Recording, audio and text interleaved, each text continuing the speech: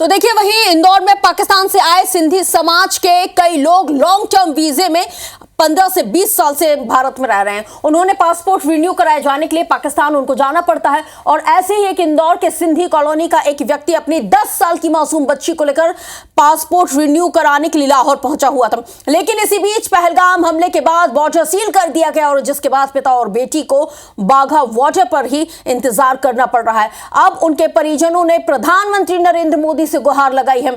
पीड़ित परिवार से बात की है हमारे IBC 24 संवाददाता रवि हेमरा सिसोदिया ने।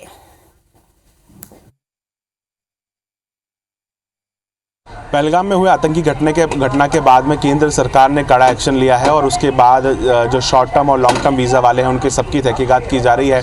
लेकिन कुछ ऐसे परिवार भी हैं जिनके परिवार के लोग जो हैं वो पाकिस्तान में अपना पासपोर्ट जो है रिन्यू कराने के लिए गए थे, लेकिन अभी फ़िलहाल ये पूरे घटनाक्रम के बाद जो है बॉर्डर सील कर दी गई है और वे लोग वहाँ पर फंसे हुए हैं। हमारे साथ में कुछ सिंधी समाज जन हैं जिनके परिवार के लोग वहाँ पर फंसे हुए हैं। उनसे हम पहले बात करने की कोशिश करेंगे कि कब गए थे वे लोग, क्या किस काम से गए हुए थे और फिलहाल अभी क्या स्थिति है, वहाँ से क्या मैसेजेस आपको मिल रहे हैं? 20 दिन हुए थे मेरे पति और मेरी बेटी पासपोर्ट रिन्यू करवाने गए थे। अब अचानक से सारे बॉर्डर वगैरह सील कर दिए गए तो उनको वाघा बॉर्डर पे 2 दिन से बिठा के रखा है। मेरी मोदी जी से निवेदन है कि मेरी बेटी और मेरे पति को रिलीज़ किया जाए। मेरी बेटी को बहुत बुखार है, वो 10 साल की छोटी सी मेरी बच्ची है, वो रो रही है मेरे लिए, उसको मुझसे मिलना है।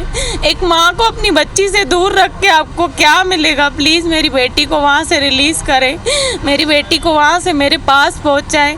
उनका लॉन्ग टर्म वीज़ा है, हम घूमने नहीं गए थे। उनकी अपील सिर्फ यही है कि वो बच्चे जो वहाँ बॉर्डर में फंसी हुई है, चूँकि छोटी बच्ची है, परिवार है, ऐसे कई सारे परिवार हैं जो कि बॉर्डर पर फंसे हुए हैं। IBC 24 भी अपील करता है कि ऐसे छोटे बच्चे जो अपने माँ से जुदा हैं, अलग हैं, परेशान हो रहे हैं, आप देख सकते हैं कि वो कितने दुख में हैं और इस दुख में हम उनके साथ में हैं। लेकिन चूंकि मामला अंतर्राष्ट्रीय है, मुद्दे से जुड़ा हुआ है, देश के मुद्दे से जुड़ा हुआ है, ऐसे में केंद्र सरकार इस पर कड़े निर्णय लेगी और हमें लगता है कि जल्द उनकी बच्ची जो है, उनका परिवार जो है वापस लौट जाएगा। सिंध प्रांत से जो रहने वाले लंबे समय से जो लोग थे, जो पाकिस्तान में सिंध प्रांत था, वो लोग आए लॉन्ग टर्म वीज़ा पे, सालों से यहाँ रह रहे हैं। सांसद शंकर लालवानी ने भी कहा है कि जो लॉन्ग टर्म में रहने वाले लोग हैं उनको घबराने की ज़रूरत नहीं है, उनको जाने की कोई आवश्यकता नहीं है। लेकिन जो लोग बॉर्डर पे फंस गए हैं उन्हें कैसे वापस लाया जाए, ये एक बड़ा सवाल है। कैमरा से संतोष जिटवन के साथ रवि हेमरा सिसोदिया, इंदौर।